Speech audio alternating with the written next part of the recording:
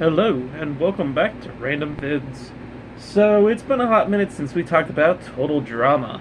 And last video of Total Drama we did was me ranking every episode from Total Drama World Tour, my absolute favorite season of Total Drama. So what's after Total Drama World Tour? Well, Total Drama Revenge of the Island. So what are we going to do today? Let's rank every episode from Total Drama Revenge of the Island. Revenge of the Island is a very just meh season for me. I know, this was definitely, we've lost the classic era, and now we're into that weird, like, mid-era where the show just randomly hit a wall and didn't really know what they wanted to do, since now they wanted to use all new cast. And they changed a lot of things up too, because now there's a lot less people. In fact, like half the people that would have usually been in the season, there's only 13 people in Revenge of the Island. So the season is very short, and it's probably actually the shortest out of any season. Now, Revenge of the Island, we're back to Camp Wawanakwa, but now, because I guess Chris was gone for so long, now there's toxic waste everywhere. Not gonna lie, the whole toxic waste setting got very, very old. It kind of just completely destroyed the whole original idea with campers staying at a camp. Now it's just more like campers staying at boot camp. I don't know. It's just too different. I don't like the way they did that. And of course, Chris, I don't know what happened to him, but he just got more annoying and more dumb. Yeah, there's definitely a lot of problems with Total Drama Revenge of the Island, and it's my opinion, still probably my second least favorite season out of them all. There's still one that's definitely worse, but Revenge is just too in my opinion. But there is some good things about it, so I figured let's rank all the episodes of Total Drama Revenge of the Island. Let's start with number 13, and my personal least. I know, there's only 13 episodes. 14 if you include Brain versus Brawn. Second part where two people win. But anywho, that's besides the point. Let's get to number 13 and my personal least favorite episode of Total Drama Revenge of the Island, and that is The Enchanted Franken Forest. Ugh. You see, with Revenge of the Island, I don't really think there's any necessarily horribly bad episodes. There's just some that are just so dry and so boring. It's just... this is definitely one of them. At this point, we've seen many episodes of Revenge of the Island. Well, maybe not many because it is a shorter season, but you get what I mean. This is the end of the season. We're down to 3 people left, and I don't know. They don't really do much with this episode. So the final 3 is Lightning, Cameron, and Zoe, and they have to find this plant. So Chris ends up ripping the map out, gives 1 to Zoe, 1 to Cameron, and 1 to Lightning. This is around the time where we get to see Lightning's villain arc take off. So, speaking of take off, Lightning takes off and leaves Zoe and Cameron with the rest of the map. So Zoe and Cameron actually do really good at first, but then for some reason Lightning catches up and he ends up winning the challenge. Big whoop-de-doo. Not gonna lie, Lightning is probably one of, if not my least favorite character from Revenge of the Island. I feel like he made it way too far in this season. He's not really that funny. He feels like a clash of other characters from Gen 1. And he's just overall so annoying, and I didn't care for his villain arc at all. If I want a villain from Revenge of the Island, I'll watch Joe or Scott. Way better characters. Lightning just feels like, oh shoot, we got rid of Scott and Joe too early, so let's use Lightning as our villain now. And he just turns out to be a very whiny baby. And he is so far in the show's running my least favorite villain out of them all. At least characters like Heather and Alejandro and Joe and Scott, like I said, at least they're interesting characters. Lightning, he's just there. He's just the jock, and he made it to the final 3 somehow. And of course, because he won, he made it to the final 2. Anywho, Zoe and Cameron go through some conflict. This is around the time when Zoe turns into Savage Zoe, whatever you want to call it, which I think is pretty cool and a very interesting twist to the usual Zoe, since Mike is eliminated now, so Zoe has to more stand up for herself, which is really cool scene. I like how they did that. So she protects Cameron, although they both start having some conflict, and that slows them down a bit. And at the end, they end up sending Zoe home, which leaves Lightning and Cameron in the finale. Okay. But, like, we'll talk about that a little later. This episode was just so dry, in my opinion. Maybe it was just at this point I was tired of Revenge of the Island, because a lot of the episodes, I mean, some of them are good, and others are just so bland. This is definitely one of those very bland episodes. Nothing happens except a whole bunch of conflict. It's so dumb. It's so stupid. They eliminate Zoe, and this was definitely Zoe's best season out of the 2 she's in. And instead, we're stuck with Cameron, who's fine, and then Lightning. Big whoop-de-doo. This episode is just a slog to sit through. There's nothing interesting about it. The whole Chris and Larry thing was okay, I guess. I don't know. This episode is just too slow-paced for me and way too boring, and it really is very slow-paced. There's only one challenge. Revenge of the Island is the last season that has, like, double challenges, and even this episode only has one challenge. They find later, unless there's another challenge that I'm missing, because I don't know Revenge of the Island as much as I do, like, World Tour. I'm sorry, but I just remember this episode being a mess, and I didn't really like it. Nothing else I have to say, so let's move on to number 12, and that is the Treasure Island of Dr. McClane. One thing that I really liked about Revenge of the Island is that basically half of the episodes, we got to see one of the Gen 1 characters in there, whether if that's DJ or Duncan or even Heather's in there, even Lindsay. This episode, we got to see Gwen. But we'll talk a little bit more about that later. So the episode starts with them on a raft, and they have to take the raft back to shore. Unfortunately, a big octopus comes and stops both teams. I believe that this... No, okay, I'm thinking of a different episode. At least I believe so. Anywho, no, wait. If I'm not mistaken, I do think this episode is Merge? But it could be the episode after that, but now that I'm looking at the episode on my list, I don't think that one was... It might have been. It was either this episode or it was the episode after this that could have been Merge, but I forget which one it was because I don't watch Revenge like I do World Tour. Anywho, then they have to try to find Gwen and Sam randomly buried in the dirt, and Joe and Lightning end up finding... I think it was still teams, because I guess Joe and Lightning ended up finding Gwen and Sam. So that means the other team lost, Zoe's team lost, and they sent home Dakota for the second time, because she came back so many times. She came back as an intern, came back as an intern again, then came back as a contestant again. Okay. I do like her and Sam's relationship, though. It is really cool. But one thing I didn't like about this episode is also the fact that it's another really boringly slow episode. But I didn't like how they changed Dakota into this mutant zombie. What was it? It worked so well the first time when they did Ezekiel, right? So they decided to do it again with a Gen 2 character now. And this is why Revenge of the Island should not have been a mutated themed season, because then we have stuff like this and it's just so random and odd. I don't know, it just distracts from the episode in my opinion.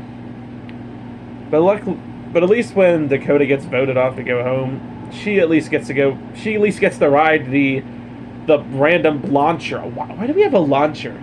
Can't we just have the boat? The boat? We don't need all these dumb things to send people home. I know Chris is going downhill big time, but still, like... Yeah, anywho, her and Sam, they both get to go home, I guess. So I guess that's something. I don't know. This episode is just so boring, in my opinion. Nothing funny happens, unless I missed something. It's just, they show way too much screen time on Dakota and Sam, and Gwen, and I don't know. It's just such a meh episode, especially compared to the rest. It's boring, and we're already almost at top 10. There's honestly nothing else I really have to say about this episode. It's pretty boring. It's just meh for me. Let's move on to number 11, which is Backstabbers Ahoy. Another kind of sloggy mess of an episode. So, it starts off with most people's items getting stolen by an unknown person. Big whoop. And then for the challenge, they have to do this underwater challenge where one person from each team gets to go under the water, and they have to... I forget what they have to do. They have to find something under the water. And because this is the first episode that Brick is now on the other team, it ends up being Brick and Joe. I loved the Brick and Joe alliance goofiness in this season. It was really funny to see, and a lot of people almost consider them a relationship, which I can definitely see Brick and Joe. That'd be such a hilarious relationship. Unfortunately, they didn't end up doing that. But okay then. So Brick ends up winning, I believe, and then during the second challenge, they have to ride a boat and shoot at the other team, and I think they also have to pick something up. I forget what they have to do, but I just remember Joe's team ends up winning and Brick's team lost. So Scott ends up playing a little, should I say prank, but maybe, I shouldn't say prank, but maybe like sabotaged Dawn to make everyone think that she took all their stuff. So they end up voting Dawn off at the end. A lot of people really wanted Dawn back in All-Stars because she had a lot of character potential and it just kind of got thrown out the window. And I guess it sort of did. Dawn would have done better, I think, if... It would have been better if they would have had more characters in this season. They could have completely erased Pahkitew Island, and they could have put some of the actual interesting characters of Pahkitew Island in this season to make it more balanced out. But no, instead we had to have a full season of Pahkitew Island, but we'll get to that one eventually. Anywho, I don't know. This episode is just so boring. It's very predictable. Like, I know exactly where it's going. Scott's gonna blame Dawn, and Dawn's gonna go home. I don't know. I love Scott. He's a hilarious character. One of my favorite Revenge of the Island character. One of my favorite Gen 2 characters. But this episode definitely wasn't his greatest moment, or greatest episodes. Plus, there's a lot of Zoe, Mike, and Anne-Marie junk in this episode, too, creating, say it with me, a love triangle. Luckily, I'm glad that plot was kind of more pushed to the side, because then Cameron was helping Mike with his multiple personality disorder, and Anne-Marie ended up getting eliminated soon after this episode. So it wasn't too annoying to watch, not like World Tour, but just a thing to keep in mind. Other than that stuff, nothing much else happens in this episode. It is kind of funny seeing them try to shoot at each other in the boats, but other than that, episode's kind of boring in my opinion. And we're already at top 10. Even number 10 is an episode that's just more meh to me. So let's go to number 10 and see what that is. Ice Baby. Yep, that's literally the title of this episode.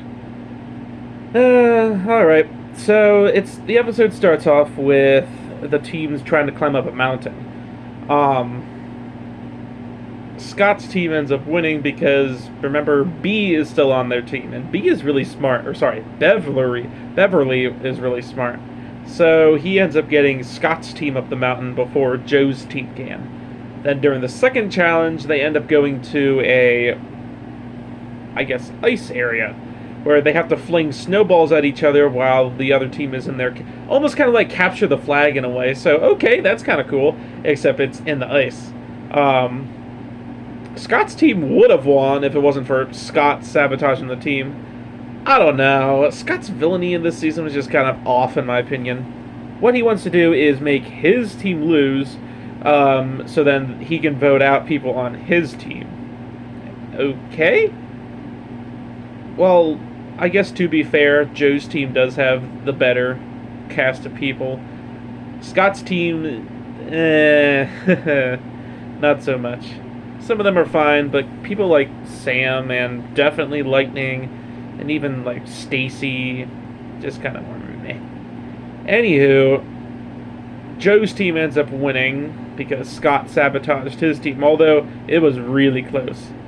And Scott's team ends up sending home B because Scott knows B is smart, and without B, then less chance for them to win. What an odd time to send B home. He seemed like he was going to be like such an interesting character, and he was. He just wasn't in it long enough. But for the episodes we did see, he was definitely a great character overall. It's interesting how they made him not talk, yet communicate well with his team, and there's a lot of funny moments. There's some funny moments in this episode, too.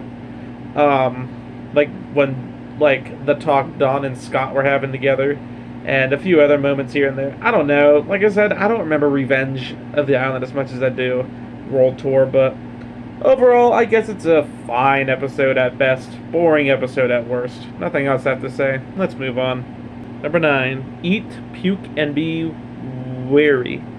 I believe I said that right. So this is our third to last episode, and we're down to the final 4. That, of course, being Zoe, Lightning, Cameron, and Scott. So the challenge starts with them making food, and guess who they have to feed the food to? None other than DJ from our Gen 1. I like how they had DJ in this episode. It worked well. Also forgot to mention how Bridget was in the one episode, Backstabbers Ahoy. I forgot to mention that. Anywho, so Scott ends up trading with Cameron, and Scott ends up winning the first challenge, where DJ has to try their food, which I thought was a pretty funny first half of the episode. Then for the second half, Chef ends up hunting down the teams and tried to capture them, and no, I don't think he I forget how it works, but they all have to put these collars on, and so then Chef can track them. And this is the episode that we got to see Savage Zoe, because Chef shot Zoe and pushed her down a cliff, and her necklace that Mike gave her broke. So she, of course, is very, very mad and gets back at Chef, which I thought was a really funny moment. Meanwhile, Lightning is running to the finish line with Cameron on his back, and Lightning doesn't notice that Cameron's there. And Scott is setting up a bunch of traps randomly, and he ends up getting caught in like most of them. So the beginning of the episode starts with Scott flinging Chris into the bathrooms, and it's funny seeing the interns get back at Chris for everything he's made them do. But finally, after not too much plot armor, honestly, Scott ends up going home.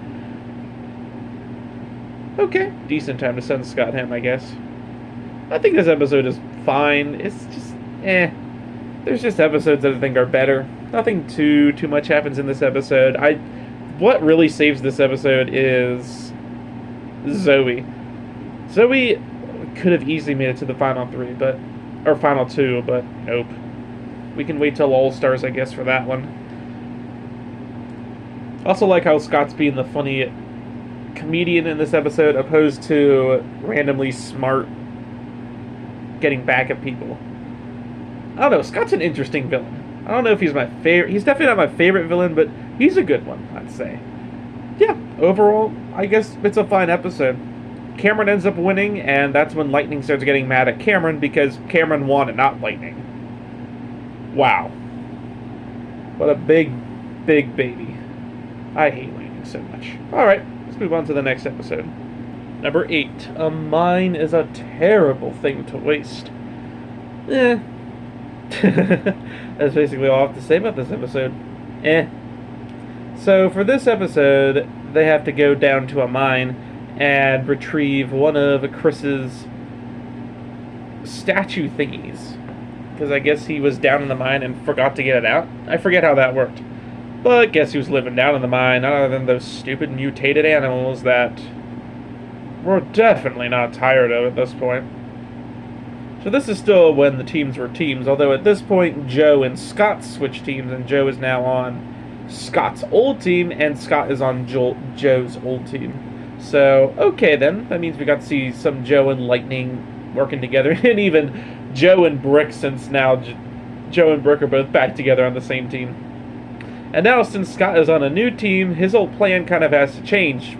Or does it? Because it doesn't really. Because he still wants his team to lose, so then they can send people home. And I don't know. This episode is just fine, I guess. Chris ends up putting bracelets on them, or wristband, whatever you want to call it. Kind of like the neck thing, but a little different. And they start turning red or something until they blow, once Chris blows up the cave or something like that. I forget how that worked. But anywho, in the episode, we end up seeing another Gen 1 character, this time being Ezekiel. Big whoop-de-doo, I guess. Because remember, Ezekiel is also not really all human anymore. Now he's like half mutated zombie. I don't know what you want to call it, but he's in this episode. Hooray. He had way too much screen time in Total Drama World Tour. Okay then. Ezekiel's in this episode. What I do kind of like, though, is that Ezekiel ends up flirting with Anne-Marie of all characters. Okay. I thought that was kind of funny and a kind of interesting change of pace from his usual annoyance. Scott's new team ends up, I'm just going to call it Zoe's team. Zoe's team ends up winning. And Lightning's team ends up losing. And they end up sending home Brooke then. And Anne-Marie ends up quitting because she got what she thought was a real diamond, but it really wasn't. There's some interesting moments in this episode, but it definitely gets a little long and boring in my opinion. Nothing much else to this episode. It's fine, I guess. Let's move on. Number 7, Grand Chef Otto. Let me introduce you to one of my least favorite cartoon cliches of all time. Blackmailing. It just ruins the episode for me, honestly. And that's a shame because I love characters like Scott and Mike. They're both good characters. But it just gets old. I didn't like the whole story line with Mike not wanting to tell Zoe about his multiple personality disorder. Definitely got very old. And it just kind of ruined some episodes. Especially like this one when that was the main focus. Definitely wasn't as old as other storylines with Mike that we'll get to in another video. But still though, he had so much, it could have been better. That's all I'll say. Episodes like this really put that to the test because now Scott knows about Mike's multiple personality and will tell Zoe if Mike doesn't do everything that Scott tells him to do. So then we get to see the whole episode with Mike doing everything that Scott tells him to do. That gets so annoying and so old. The blackmailing, it's horrible, and I don't like the way they did it either, because then towards the end, Mike ends up standing up for himself and then gets the boot because of it. It's just such a dumb thing that they did in this episode, and that definitely ruins this episode, in my opinion. And the elimination, too, honestly, because Mike is such a great character, in this season at least. And he definitely deserved to make it a lot further than 6th place. He could have easily beaten characters like Lightning and Cameron, but nope, he got eliminated instead. Whatever. Yeah, that's a shame because, like I said, Mike and Zoe finally, Zoe finally then, at the end of the episode, knew about Mike's multiple personality thing. Which, finally, we got to end that stupid storyline, but then Mike goes home. So, then we don't really get to see much of Mike and Zoe afterwards. Yeah, that part of the episode was definitely really dumb. The rest of the episode itself, though, honestly isn't half bad. They start the challenge off with them trying to get to... Well, they start the challenge off with them finding different keys in Chef's kitchen, which is kind of cool to see, because we don't really get to see too many scenes with them in Chef's kitchen. So, Scott ends up finding the golden key to the golden go-kart. Then they have to try driving go-karts without Chef catching them, and obviously characters Joe and Lightning got captured by Chef, and they ended up in a little prison thing, which is kind of funny to see. But since Scott got the golden key to the golden cart didn't work. So, of course, because of our good old friend blackmailing, Scott ends up blackmailing Mike into taking Scott everywhere, which just slows them down. Eventually, Joe and Lightning do end up getting out of their little prison thing, whatever you want to call it. Joe ends up ditching Lightning, but ends up getting kind of a crappy car.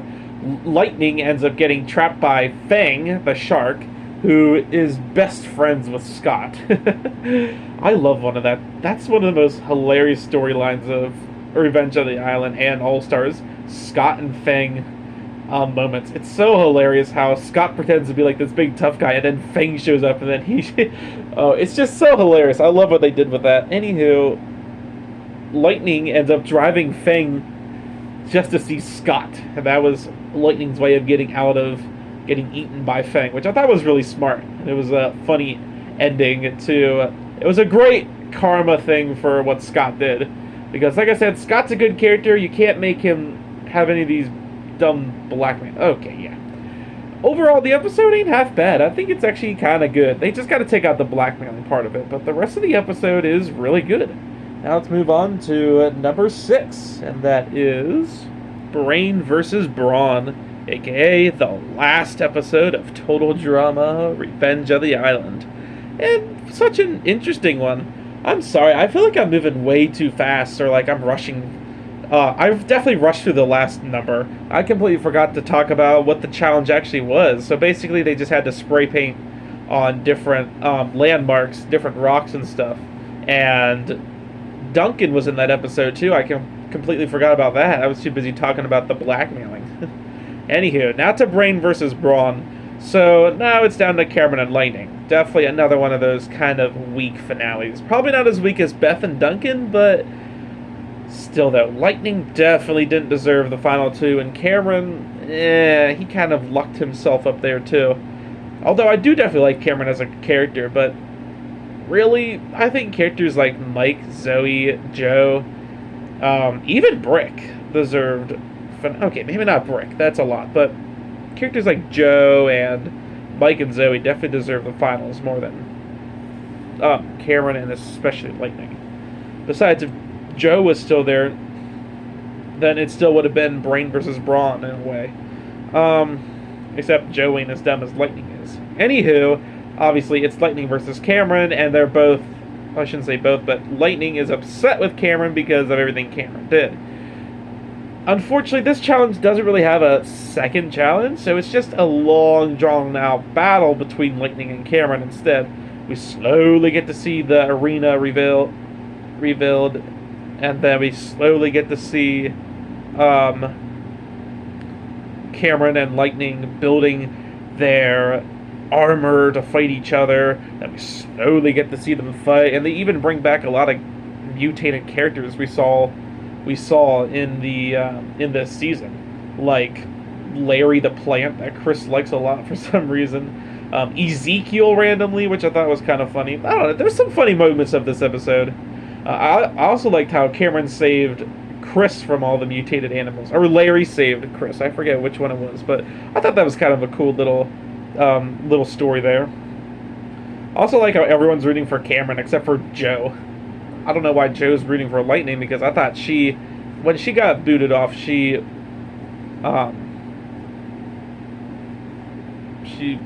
seemed like she wanted Cameron to win opposed to Lightning, which makes sense because Cameron's smart and knows how to make it to the finals. Lightning, on the other hand, got there because of dumb luck. Alright, anywho, towards the end of the episode, Cameron's suit ends up... Another thing I really like about this episode, forgot to mention, how they brought back the people who got eliminated. I don't like the newer seasons where they only bring back, like, 1 or 2 people, like All-Stars and Pocketsu, where they only bring back certain people, which really makes it really odd and weird. Okay, then. Anywho, it's funny how the mutated creatures ended up going after the people eliminated. So it's also funny how Fang's there with Scott, who's just ahead. Yikes. Anywho, back to the challenge itself. Cameron's bodysuit ends up taking too much armor and ends up shutting down. Lightning, or then I guess he ends up, but as lightning's hitting Cameron's using the rest of his energy to turn lightning into what he calls a giant magnet, and that's when we get to see famous white-haired lightning. So in most cases, and the two last times I've watched it, lightning falls first and Cameron falls on top of him, leading Cameron to be the winner of Revenge of the Island. And then other times, Cameron falls first with lightning falling on top of him, leads to lightning winning the season, which is a very, very, very odd winning. I'm just going to say that. It's so odd and bizarre. I remember watching that the first time and it was just like, what? All of that and lightning won? It's just such a cheap finale, it felt like. But luckily, for the most versions I watch it, Cameron ends up winning, and because he deserved it way, way more than Lightning did. He did a much better job than Lightning. Lightning managed to make his way all the way up to the finale. He didn't get much plot armor because he didn't reveal himself as a villain until like the second to last episode, but still, it was a weird ending seeing Lightning win. And it's funny how no one was happy when he won to, except for Joe. Then the season ends with Chris getting blown up. Well, actually, he was supposed to vote. He wanted to blow up Chef or the boat that Chef was driving with all the contestants on it, but it fails and Chris ends up getting exploded instead, kind of ending like season 1 did, where he ends up falling into the water. Except this time he goes to jail for having all that mutated radioactive stuff on the island. Good for you, because that setting got very, very old. I'll just say that. Yeah, I think it's a decent finale. Although the episode definitely does and horror around. It is definitely a slower finale, especially compared to the Goliaths that are World Tour's finale and even Total Drama Island's finale, and even, you know what, all the previous finales were just way better than this one, I think. But I don't think it was bad. It was fine. For a Total Drama Revenge of the Island episode, it was definitely better than other ones that I've seen. So, nothing much left to say. Pretty decent episode. Let's move on to number 5, which is number 5, Truth or Laser. This was the first episode that I started noticing Chris not really being his normal self. And that's kind of true. As the seasons went on, especially like a jump from World Tour to Revenge, Chris just became a lot more strict with his challenges, enjoyed people getting hurt a lot more, became very odd, unfunny, and just became more of a villain of the season. Although this easily wasn't the worst season with Chris in it, it definitely started getting a bit annoying as Revenge of the Island started coming along. At least World Tour, he was still likable, and he still felt pretty normal at the most part. But once Revenge of the Island came, I definitely started noticing a lot more changes with Chris. Anywho, Truth or Laser is the second episode of Revenge of the Island, and I guess compared to the other episodes, it's actually not that bad. I especially like I don't know. This challenge here, where the Truth or Laser part of it is definitely very iconic. I think it is probably the better challenge out of the two, but I don't know. Basically, Chris says something that's relevant to one of the people, and if they say it's them, then they end up getting a point, and then the other team ends up getting either I think they get lasered them. Yikes. And then, I guess if Chris gets really mad with them, he sends them into the water, where we get to meet our buddy Fang, and this is where the whole Scott versus Fang thing started, which I thought was really hilarious, like I said. Compared to a lot of the other plots we got in Revenge of the Island, that was definitely one of my favorites for sure. Scott versus Fang. I love how I don't know, it's just so hilarious. The second half of the challenge, they end up doing an obstacle course thingy, which was, yet again, pretty interesting. Scott's team ended up losing, and they ended up sending home Dakota for the first time. Okay. There's nothing much else to this episode. It's just a decent second episode. Nothing else I have to say. So let's move on to number 4, and that is Bigger, Badder, Brutaler. So now we reach the very first episode of Total Drama Revenge of the Island, and one thing to say, they really love rubbing in our face how the original cast ain't going to be in this season. The whole season starts with us seeing a ship full of the Gen 1 characters just cruising on by like it's nothing, and Owen screaming, "No!" And then we get to see another cruise ship come with our new cast, which, I mean, obviously, it's not as good as the Gen 1 cast, but for the most part, it's not half bad, especially compared to other Gen casts that we got, Gen 3. Anywho, this is a really good introduction to a meh season. So we get to see a lot of different things, like, for example, Chris randomly blowing up the boat. So now everyone has to swim to the island. So we get to see some interesting things here and there with that. We get to learn about the different we get to learn about the characters, and we get to learn about what the island looks like now, since it has been, 4 seasons since we have seen the island. Okay, 3 since we've been to Total Drama Island in action, but we haven't seen it at all in World Tours, so it's been a while since we've actually got a season at Camp Wawanakwa. Anywho, so we get to see our new teams. Team 1, aka Scott's team, being Scott, B, Dawn, Sam, Dakota, Stacy, and Lightning. And then Joe's team being Joe, Brick, Anne Marie, Cameron, Mike, and Zoe. So Joe's team ended up winning, and Scott's team ended up losing the challenge. What they had to do is they had to saw down this little, like, totem pole, and then they had to ride it down a river to ride it somewhere. They had to ride it, I think it was down a river, to the campsite, which I thought was a pretty interesting challenge, especially for the first challenge of the series. I love the scene where Chris and Chef are just sitting there relaxing, and Owen randomly comes up and wishes he was back in the season, and then they randomly blow him up. Okay then. But yet again, that's just them rubbing it in our faces. Haha, I can't have Gen 1 characters this season, but they can be in the show, they just can't be part of the cast. Gee, thanks for rubbing it in our faces.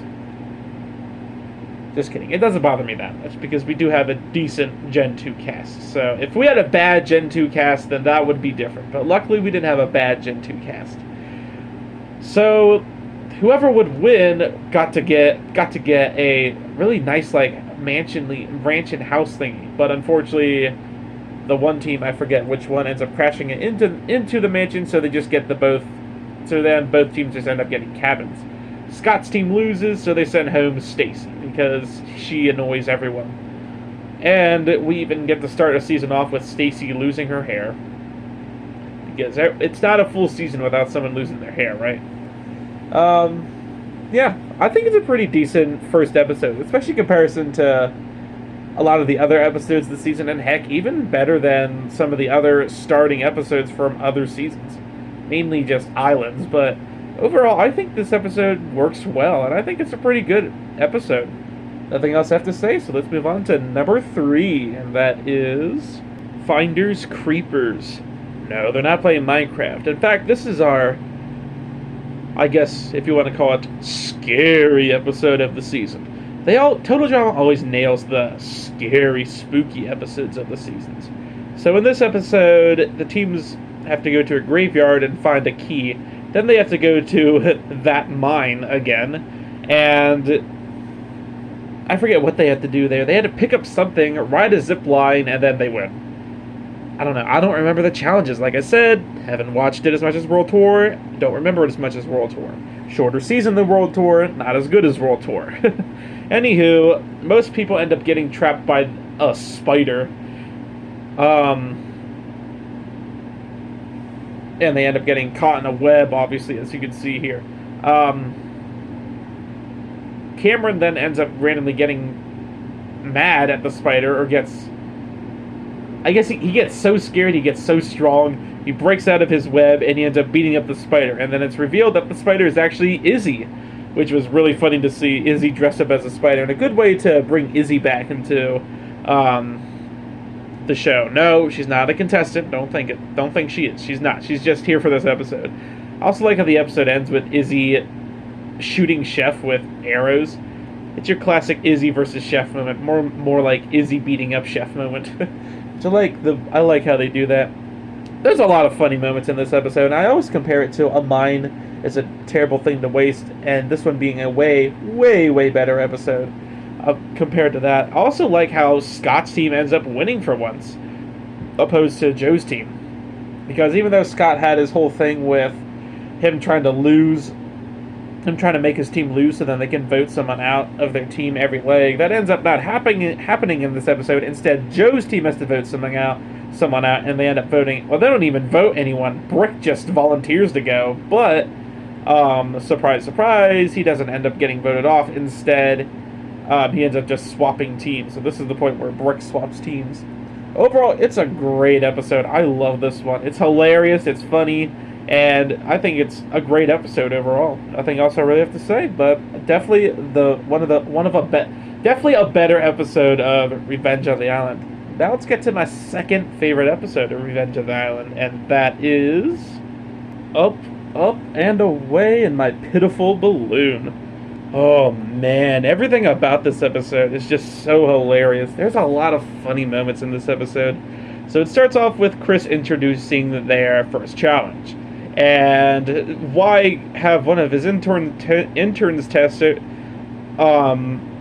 Instead, he ends up bringing Heather back to test the challenge, which leads to a really hilarious moment with oh my god, I can't talk today. With Heather having to strap on this jetpack and fly through a bunch of fire rings, and ends up getting hurt pretty badly.